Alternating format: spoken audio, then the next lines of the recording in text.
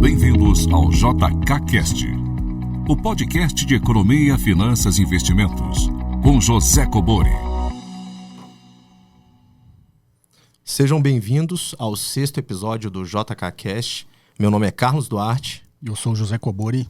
Tudo bom, professor? Tudo jóia, Carlos. Bem-vindo ao retorno aí da último episódio. Você não pôde participar, né? Estava numa reunião. Exatamente, estava numa reunião. Mas foi bastante legal aqui o bate-papo com o Fernando. Foi bem bacana, eu pude acompanhar no sábado logo cedo, eu ouvi o podcast. Bem bacana o assunto. É um convidado de excelência que dispensa comentários. Só relembra aí as orientações aí para quem quiser enviar perguntas. Perfeito. Vamos lá. Para enviar em áudio, lembrem-se, envie sempre o nome, localidade, depois a pergunta para o número DDD 61 98117 0005. Vai aparecer aí no seu monitor, para aqueles que estejam acompanhando pelo YouTube. Vamos lá? Vamos lá. Professor Cobori, aqui quem fala é Marcos, de São Paulo.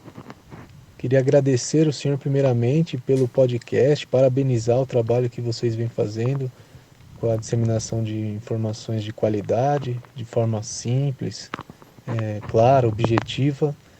Só tenho a agradecer aí pelo conteúdo transmitido, ok? A minha dúvida é o seguinte, sendo bem rápido, tenho uma filha de 1 ano e meio e quero iniciar uma carteira previdenciária para ela, só que com uma quantia pequena por mês, de 100 a 200 reais por mês. Eu queria saber, o senhor, se somente ações de que pagam dividendos, ou se é bom também botar um pouco de tesouro direto, enfim, por ser uma quantia pequena, né? E eu gostaria de saber do senhor se nesse caso o preço da ação importa, ou se eu só preciso me preocupar com a acumulação de patrimônio para renda passiva, visto que é um valor pequeno investido por mês. Agradeço a atenção, boa tarde. Bom, professor, pergunta do Marcos de São Paulo. Bom, Marcos, primeiro parabéns, né? Já começando a fazer a poupança aí das filhas desde pequenas, né? Isso é um costume aí nos países mais desenvolvidos, né? De fazer esse planejamento financeiro, né? Da liberdade dos filhos desde quando eles nascem, né? Ou, às vezes até antes do planejamento de ter um filho. A quantidade, na realidade, ela não é pequena, né? Você colocar 100 reais por mês a uma taxa de retorno que você consiga ao longo do tempo aí rentabilizar entre 15% e 20%, isso ao longo de 15, 20 anos aí dá bastante dinheiro, tá? O que importa é a regularidade, né? Então, começando pelo final da sua pergunta, tem muita gente que fala que se você for regular, o preço não importa. O preço, na realidade, importa, né? Sempre que você comprar alguma coisa mais cara do que aquele negócio realmente valha, né? Que é o caso de uma ação, você está comprando a participação numa empresa, se você, teoricamente, comprar a ação muito cara, né? Que esteja muito descolada do fundamento da empresa, você vai perder aí, digamos, um tempo até recuperar, sei lá, a ação custa 10, você compra por 12. Você nunca sabe, né? Só quem está analisando, você sabe o valor realmente de uma ação, né? O valor real, não o que está sendo negociado na bolsa, que você vê nas cotações, é o preço, né? Como você explicou nos outros Exatamente, episódios. estou falando do valor. Então, se o valor é 10, você paga um pouco a mais, uns 12, quando o mercado ajustar isso, de repente você vai levar aí uns 2, 3 anos, e se vier uma grande crise, você pode levar até mais tempo, né, para recuperar isso aí. Então, assim, o preço importa. Sempre que você conseguir comprar, analisar, avaliar e comprar por um preço abaixo do valor, é melhor. Agora, esse equilíbrio da carteira, isso é uma decisão pessoal de cada um, depende do quanto você está disposto a ficar exposto ao risco, né? O seu nível de propensão ao risco. Como é uma carteira para sua filha, você pode correr mais risco nas ações, porque elas têm todo o tempo do mundo aí para recuperar, né? Por que o horizonte de tempo é importante? Porque ele permite com que você não tome decisões pressionadas pelo tempo, né? Então, sei lá, você já está com 60 anos, você começa a investir em ações agora, às vezes vem uma grande crise aí, você fala, não tenho 15 anos para esperar o negócio voltar. Até né? para recuperar. Vou ter que vender e vai realizar um prejuízo. Já os mais jovens, não. Eles podem tomar a decisão de não fazer nada. Se a empresa é boa, ele segura a ação na carteira e aguarda. Ele tem todo o tempo do mundo para esperar isso recuperar, né? Então, o raciocínio que às vezes muitos educadores financeiros falam, se você é mais jovem, você pode correr mais risco, é só por esse horizonte de tempo que as pessoas têm de diferente pela frente. E fazer o que sabe, né? É sempre bom você ter uma parte desse dinheiro que a gente fala numa um ativo de renda fixa que tenha liquidez, títulos do Tesouro, até para quando aparecer as oportunidades em ações, você ter caixa para poder aproveitar a oportunidade de comprar as ações, né? Mas eu acho que no caso do Marcos, ele pode carregar um pouquinho, se ele souber avaliar ações, ele pode carregar um pouquinho a carteira delas em uma proporção maior de ações que no longo prazo ele vai ter um retorno bem melhor do que, até porque nossas taxas de juros estão, graças a Deus, né, ficando cada vez mais civilizadas. Então aqueles retornos que a gente tinha no passado, eu acredito que não vão voltar mais. Entendido. Perfeito. Vamos para a próxima, professor. Professor, em um dos seus programas anteriores, o senhor disse que em uma situação de crise, os investidores estrangeiros tirariam o dinheiro dos países emergentes. Nesse caso, o Brasil estaria incluído. Sendo assim, o preço das ações cairia, né? Porque eles venderiam as ações, reconverteriam em dólar, então o preço do dólar subiria e as ações cairiam porque entrariam na posição vendedora. Mas esse preço estaria caindo de uma forma, digamos assim, não real, porque o ativo não perdeu o valor de fato, é só um medo que o investidor tem em manter seu dinheiro alocado naquele investimento. Dito isto, como a gente deveria encarar essa fuga de capital dos investidores estrangeiros como algo bom ou algo ruim, porque na minha opinião isso seria até algo bom, porque a gente poderia comprar ativos a um preço mais barato. Só que poderia ser algo ruim porque no curto prazo a bolsa estaria se desvalorizando. Então, como encarar essa fuga de capital e quais indicações de conteúdo, livros, outros podcasts, conteúdos em geral, para estudar mais sobre análise fundamentalista e economia, para quando isso acontecer a gente estar bem preparado e aproveitar as oportunidades. Obrigado, um abraço. Bom, professor, esse áudio ele não veio com nome, mas é o Guilherme, ele mandou logo depois por texto, tá? Ah, Guilherme? Guilherme. Guilherme, na verdade aquela leitura que eu faço assim, nada é certo que vai acontecer, né? Mas o movimento natural é aquele, né? Aumenta a aversão ao risco, os investidores querem voltar cada um para o seu país de origem, um comportamento natural, né, do ser humano, quer ficar mais com o dinheiro mais próximo dele porque está com medo de alguma consequência que uma crise mundial possa trazer, até porque ele está num país estrangeiro e não conhece, né? Então, é um movimento natural que todos os investidores, né, migrem os ativos considerados de menor risco, que aí são os títulos do Tesouro do país dele ou, no limite, do título do Tesouro americano. Então, existe essa leitura que isso sempre acontece. Os investidores têm que voltar para casa. Então, se ele tem ações no Brasil, ele vai vender as ações. Quando ele vende as ações para ir embora, ele precisa comprar dólar. Então, a bolsa cai, o dólar sobe, é isso que justifica esses movimentos no mercado. Agora, se falar assim, vai acontecer, tem certeza? Não, né? Porque se alguém tiver certeza e fizer uma operação alavancada, ele fica milionário em um dia, né? Mas, eventualmente, é sempre isso que ocorre. Quanto ao risco que ele fala de você, no curto, pode ser bom para... Se você é um investidor de longo prazo, isso é bom. E se você é um investidor de longo prazo, você não precisa se preocupar com o risco de curto prazo, que a bolsa vai cair. Se você, o horizonte você está mirando é daqui 10, 15 anos, a bolsa pode ficar caindo 3 anos. Você vai ficar 3 anos com a bolsa embaixo para comprar seus ativos. Então, teoricamente, seria bom. Se você tiver um fluxo de caixa regular ao longo de 3 anos para comprar ações, na realidade o sinal é que você vai ter 3 anos de bolsa em baixa para você comprar as ações. Aí o seu dever de casa é comprar ações de empresas que vão não só sobreviver à crise, como vão sair lá na frente muito mais fortes. Que aí num novo ciclo de prosperidade econômica, essas ações dessas empresas tendem a subir bastante, né? Então no longo prazo você vai colher aí um retorno muito maior do que você colheria se não acontecesse crise nenhuma, né? Então a leitura basicamente é essa. Quanto a recomendações de livros e leituras, tem alguns vídeos no canal que eu comento alguns livros. Tem um que eu fiz no ano passado que eu dou uma lista de livros para se ler, né, quando você tiver tempo. Vai ter um especial de Natal, né, as pessoas que não viajam, ficam em casa e gostam de ler. Então tem bastante indicação aí de leitura e livros nos vídeos do canal. Perfeito, professor. Bem esclarecido, hein? Vamos para a próxima. Olá, professor José Cobori. Olá, Carlos Duarte. Meu nome é Glênio, eu falo da cidade de Belo Horizonte, eu sou farmacêutico e estudo finanças de forma amadora nos últimos tempos. Professor, a minha dúvida é a seguinte: eu gostaria de saber se a inflação é o único meio pelo qual o dinheiro perde valor ao longo do tempo. Se isso for verdade, tendo em vista uma uma possível crise mundial que esteja por vir, comprar títulos públicos, sobretudo aqueles vinculados à inflação, seria prudente para se proteger dessa possível crise mundial que está por vir? Agradeço pela participação. Obrigado, professor. Bom, professor, pergunta do Glênio, de BH. Bom, Glênio, assim, a inflação, na realidade, ela corrói o poder de compra da moeda. Então, é uma medida econômica que você monitora aí qual o poder de compra que tem a moeda de cada país.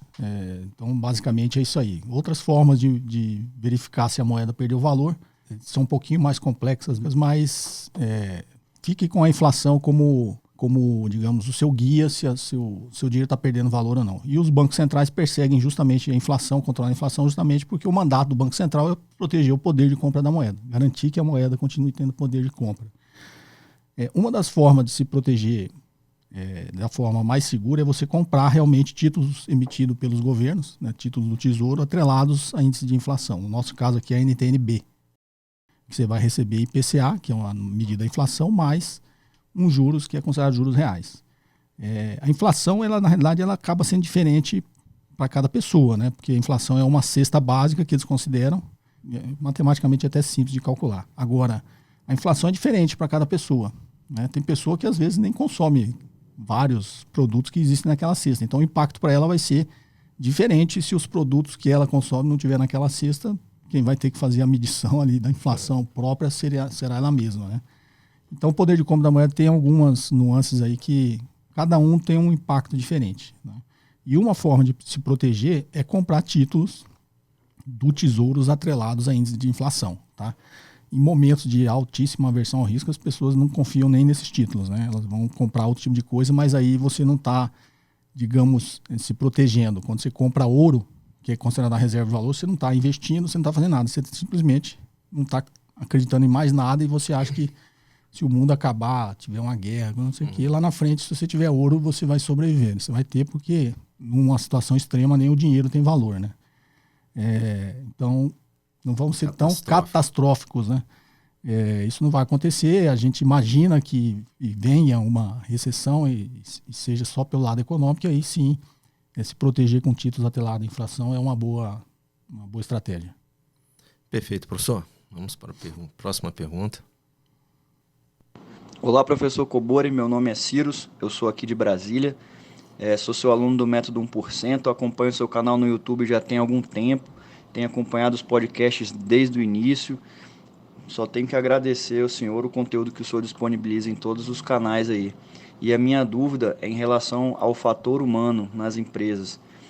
Queria saber como que um pequeno investidor consegue avaliar essas coisas, porque os indicadores eles estão públicos ali, a gente consegue até avaliar. O mercado também a gente consegue meio que acompanhar pelas notícias, mas eu queria saber esses fatores humanos que estão embutidos quando você compra uma ação, aquela equipe de gestão, como é que eu como pequeno investidor posso tentar avaliar isso? Que essa é uma dúvida que sempre passa na minha cabeça, até porque vi uma entrevista de um grande gestor de fundo e ele falando que mais da metade do trabalho dele hoje é avaliar pessoas, que os números em geral todo mundo consegue avaliar, porque a informação está disponível. Mas a qualidade humana ali que está embutida nas ações quando a gente compra é que a gente tem dificuldade de avaliar. E isso faz toda a diferença, né, no longo prazo. Eu queria saber isso do senhor, como que a gente poderia fazer isso, se teria alguma forma de fazer.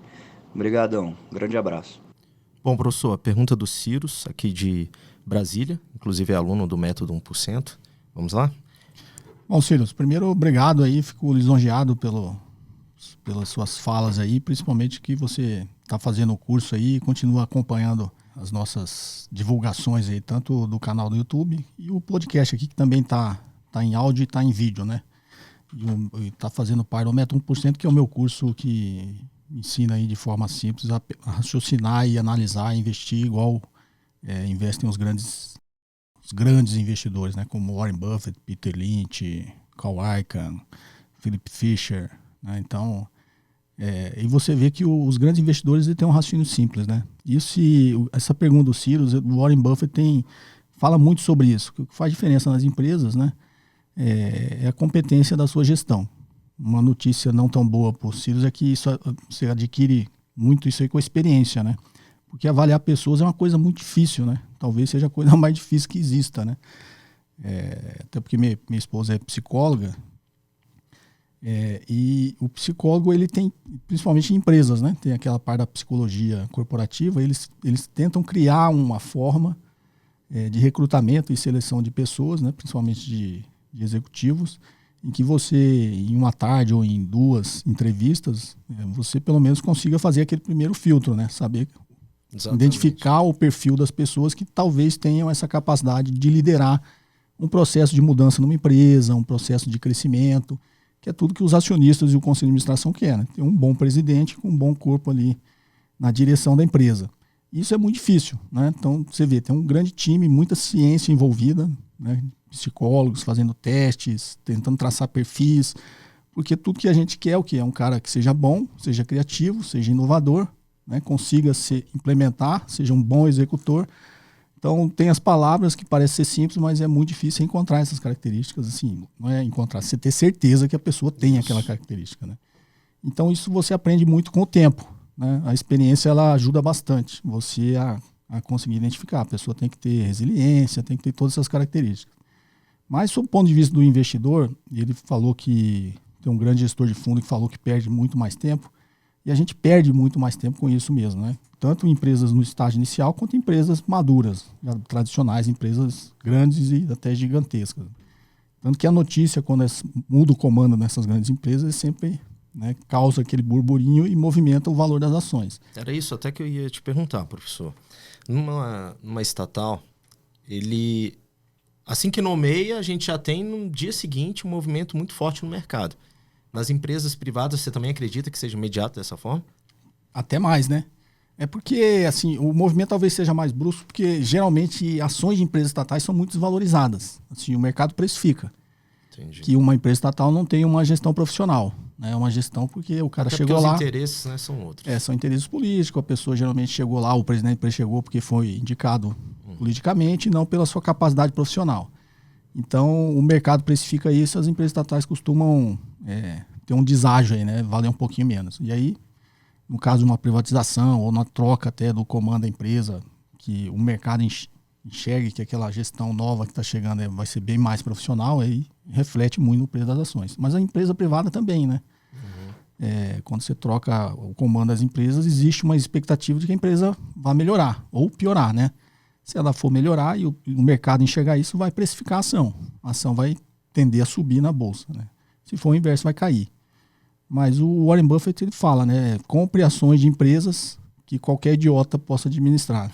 Porque fatalmente um dia um idiota o fará, né? Exatamente. Então, o que ele quer dizer com isso? Que o negócio tem que ser bom, tem que ser um negócio muito competitivo, que qualquer um consiga tocar. Seria isso aí que ele fala. Qualquer um consegue tocar um negócio desse. Mas ele tem esse raciocínio de olhar o negócio em si, né? E depois ele isola também que ele gosta de olhar os gestores das empresas, né?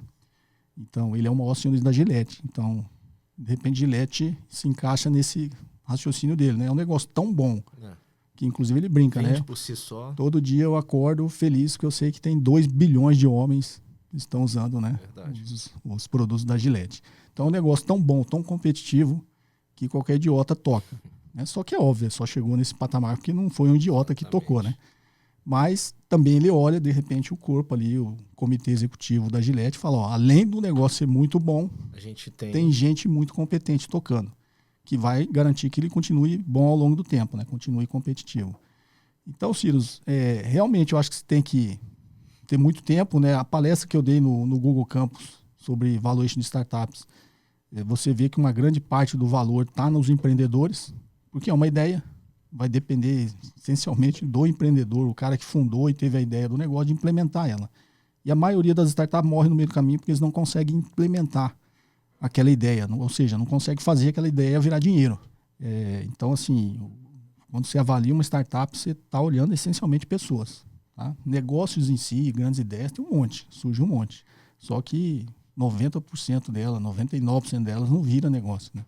Fica só na ideia. Então, avaliar pessoas realmente, se você tiver essa capacidade, Ciro, você tem que dedicar bastante tempo aprendendo essa arte. Bom, professor, chegamos ao final de mais um JK Cash. Quero agradecer pelas explicações novamente e relembrar o nosso número para participação aqui no programa. Quem estiver acompanhando pelo YouTube, vai aparecer um númerozinho lá para que possam estar enviando as perguntas. O DDD é 61 981 17 0005. É isso, professor? Ok, então até o próximo episódio. Obrigado a todos aí que participaram. Um forte abraço e a gente se vê no próximo episódio. Tá certo. Muito obrigado, gente. Você ouviu mais um episódio de JK Cast, o podcast de economia, finanças e investimentos com José Cobori.